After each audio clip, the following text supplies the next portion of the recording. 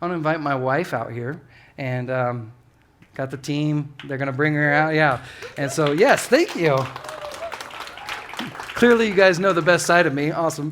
My wife, Micah, you guys have heard me share several times about our son, Jacob, who we lost in 2013. He was stillborn, and we knew around 20 weeks, we found out that he was going to be born without kidneys and a bladder, and that he would not survive for very long. We weren't sure what that looked like. And I just wanted to bring Micah out here to have an honest conversation about what happens in life. And I know you're all like, well, but she's the pastor's wife, right? Like this is not her favorite thing to do, believe it or not, but she's willing to help me because I think there's a reality of we all walk through hard seasons. And so I just invited her out. I just want you to share, just tell us a little bit about your background kind of to start, and then we'll jump into a few questions. I got my notes. You know I got my notes. Okay, background. Grew up in church, pretty much in church every time the doors were open. I got saved in 6th grade. That's when I remember that God just came in and saved me. So God was always kind of part of my life, in my life. Wasn't always the Lord of my home, though. My parents, just like Todd, my parents got divorced right before I went to college. That was kind of how we connected, because I didn't know a lot of kids with divorced parents, and went to a Christian college. And so that's how we kind of became friends. So I'm like, help me, I don't know how to get through this. So that was really hard for me. That freshman year of college, a lot of relationships, family dynamics, it all just kind of blew up in my face. I made a lot of stupid mistakes, as some of us do when we go off to college, but it was more so because I was hurting. So I rededicated my life to Jesus in college, and it wasn't long after that we started dating. And her life changed forever. Yeah. This was my prize, guys. Why are you laughing? So fast forward, we get married, and we went into ministry pretty much right after we got married. So we've been in ministry for almost 20 years. And I tricked you. Some of these people don't know this. He did trick me. I wasn't going to school to be a pastor. But God called me after I graduated, and so then she became a pastor's wife. She's like, whoa, I didn't sign up for this. So, yeah, it wasn't in the fine print, guys, but at least I didn't see it there. And so, ministry, those first few years, we had some ups and downs, but we were loving it, and but we also had some losses, too. Mm-hmm. Todd's dad passed away from cancer right after we had Grace, our firstborn. So that was really tough. And then I had a miscarriage not long after that. And so that was hard too. So fast forward again, we're in our 9th year of ministry, and that's when I got pregnant with Jacob. Yeah. So just to kind of timeline it for you guys who are following, we have Grace, who's now 16, and then Isaiah, and between there we had a miscarriage, and then Isaiah's 12, and then Jacob would be 10. And then Lucy's 8, and so that's our span of kids. And so there's lots of pregnancies, but not all turned out to be babies we got to take home. And we know some of you have the same wrestlings. And so we found out about 20 weeks that Jacob, or right around there, that Jacob needed a miracle to survive. So how did this challenge your faith walk? We had to make a decision on whether we wanted to keep carrying Jacob, and so we did. We decided to pray for a miracle, and really, I didn't know any other way but to just give it to God. I don't think I would have survived it. I don't know how people survive really hard things without Jesus. But I know people get mad and they turn away, and I'm not saying I didn't get mad. I got mad. I got really mad, and I hashed that out with God a lot. But while I was carrying Jacob, I had to kind of hold on to this hope that God could heal him, because he could. Like I've heard stories miracles that have happened. And so I had to just trust that God might heal him. And so, but every time we went in for an appointment, like, it was so hard because he would look exactly the same. And so all those prayers that I prayed and those moments, like crying on the bathroom floor, just my trust started kind of going like this. And so that was the challenging part for me, is like those prayers weren't getting answered. And then Jacob was just, we say he was born into the arms of Jesus. He was born sleeping. And so that was hard for me too, because I even got to this point where I was like, all right, Lord, if he's not going to live, can you just like have him, you know, breathe and live for just a few minutes so I can just feel like I know him outside of my belly, you know? And he didn't answer that prayer the way I wanted him to either. And so that made it really challenging for me with my relationship with him. So you said you got mad at God.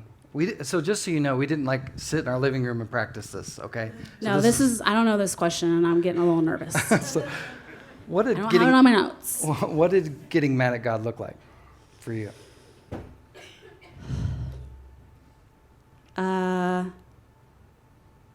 Telling him off. Like, I know I'm a pastor's wife. I'm supposed to be, you know. And I grew up a good Christian girl. But, you know, there's times when things would come out of my mouth that it's not supposed to come out. But he can handle it. He's a big God. And, you know, I'd been through hard things before, and he'd gotten me through that. So I knew he could handle whatever I threw at him. But, you know, I couldn't stay there. Because it's when you stay there that you can't kind of find him anymore. You kind of get blinded and you don't see.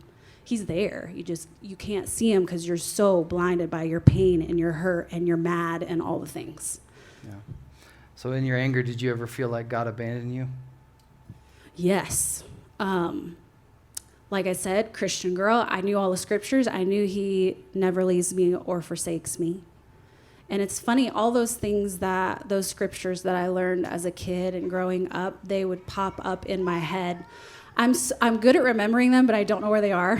So I would always have to like go to Google and try to find the scripture where it's at. But so I knew he was with me, but that didn't really help me in not feeling like super alone in it.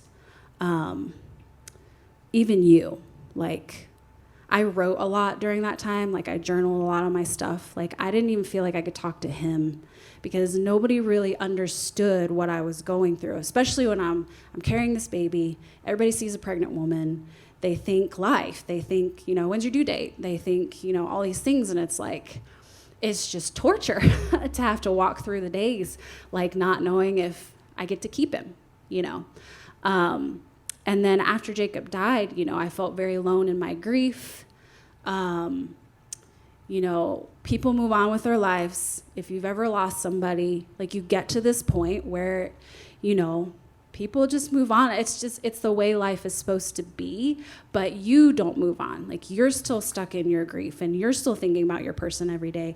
And then baby loss on top of that is just not necessarily grieved well in our society. So that was tough too, but the church that we were at was really, really supportive. They walked us through that whole thing. So people knew. I actually kind of liked going to church sometimes. Sometimes I just wanted to hide. I was going to say, you should explain that for a second. Sometimes I like going to church, and then there's this guy. Well, you know, there's this, everybody knows. Everybody knows, but they don't know what to say. So you feel awkward and you feel like this, I don't know, blob. Like You've said like the plague before. Yeah. Yeah. So, and I remember one time, because we both worked at the same church, he came up to me one day because I served the coffee. So I saw him all day, guys. Like so many times a day he'd come and get coffee. And so he's like, I just feel like there's this black cloud hovering over us. And I'll never forget that because that's how it felt. But so sometimes I liked going to church because people did know. And when you have a baby and Like if it's a person, if it's somebody you've grown up with, somebody who's had life, like they can tell you memories or they can talk to you about that person, but it's just hard when it's a baby. And so I liked it that people knew because they would sometimes remember and say his name, which I loved. But then also I didn't like that people knew because I felt like there was this black cloud hanging and hovering over me. So, So you mentioned grief. yeah. How did you remain faithful to God even when he wasn't answering your prayer, or even though you were going through hurt and grieving yourself? Remaining faithful to God. Biggest thing for me was that I remembered how he was there for me in my past. Because like I said, this wasn't the first hard thing I'd been through, but it was the hardest thing. I think it still remains the hardest thing that I've personally gone through. And so, but it's not the only hard thing. So I know that I constantly was remembering how he showed up for me in the past. And so I had to trust that he was going to show up for me now in the present that I was in. And I asked him to show up for me. I told him to talk to me. God has his ways of connecting with each of us. And I know mine now. There's certain things that he does that I'm just like, I know that's him. That's God. It's not a coincidence. It's God. I also had people that just prayed for me who were just really, really good. Somebody just came up to me today and gave me a hug, and she held on to me for a long time. And I haven't had a hug like that in a really long time. There was a woman she was a really good friend of mine. She'd do that with me. She would hug me, and she would hold on to me. So Angie, I needed that today, so thank you. So people like that, and then people who had already been through baby loss, like I didn't know. You don't know until you go through something, and then people kind of come out the woodworks, and they're telling you, yes, I lost a baby too, and this is how I got through it. And then I wasn't even ready for this. He started bringing me people who were still hurting, who had just maybe recently lost a baby, or who never got over losing their baby. And I'm like, cool, God, I don't feel very healed yet, but I'm supposed to help other people in their grief. But it ended up being a really beautiful thing. He just brought people my way. And I asked him for that. Lord, please just give me people who understand me, because sometimes you feel like you're going crazy. And it's good to know that you're not. Yeah, that's a good point. I think sometimes God brings people in our lives that are going through the same thing. And our tendency, we have two choices, right? We can either choose to lean into them, or we can lean away from them, because I can't handle you right now. I'm going through my own mess, right? But maybe it's the very healing that God's sending you. God's inviting you to love somebody who's going through the same thing. So how did God show up for you and show you his faithfulness in this season of loss? Oh, there were several instances where he showed up through my kids, like on the daily. Friendships that I had, like I said, nature, hummingbirds, that was God. Hummingbirds remind me of Jacob. I can tell you that story another time, but that was God. God brought me hummingbirds. And then I just, like I said, I don't believe in those coincidences. What? Yeah. What do you want? Tell them the story. You're going to interrupt me. Tell them the story. Oh, jeez. I got another story to tell. Just 15 seconds. Okay. We lived in California at the time. We buried Jacob in Indiana because that's where we're from. That's where Todd's dad was buried. So he's next to Todd's dad. And my aunt gave me a little, like one of those solar lights, but it was in the shape of a hummingbird. And so we put it out at his grave right before we left to go back to California. And as we were passing by it, Grace, she was like 5, she said, "Mom, it's like his little night light." Just some of the stuff that she would say, guys, is just so good.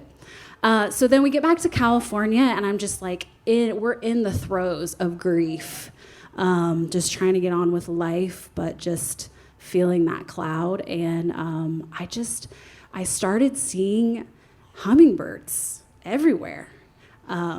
It's it's nice all the time. We were in San Diego, flowers everywhere. And so I started seeing hummingbirds, and it just, that nightlight and her saying that and these hummingbirds that I was seeing, and they always happen at the times when I just felt like I was just like in this gut wrenching, And you were walking into church one day and you saw a hummingbird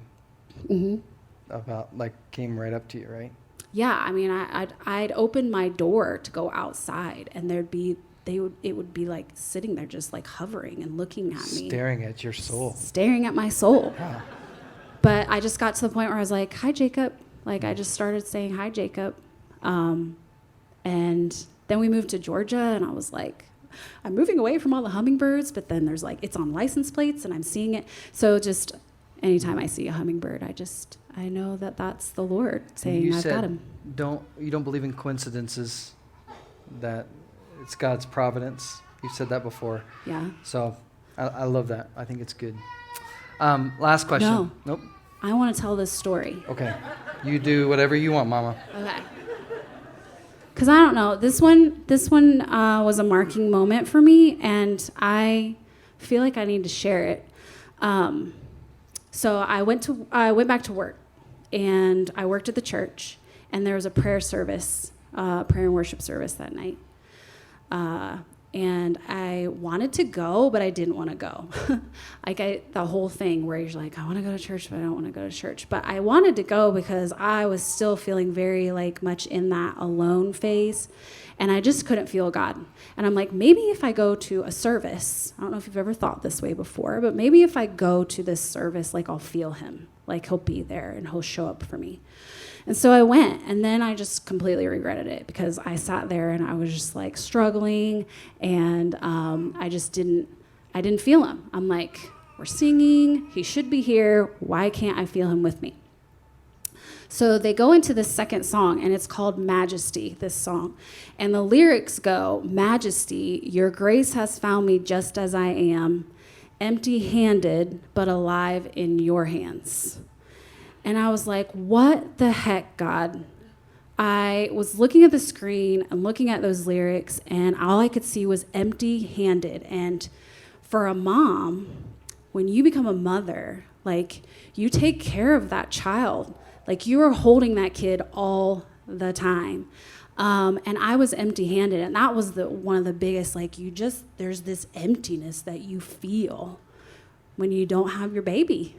And so I started crying, and I'm like, why? Why would you have me sit here and do this to me, God?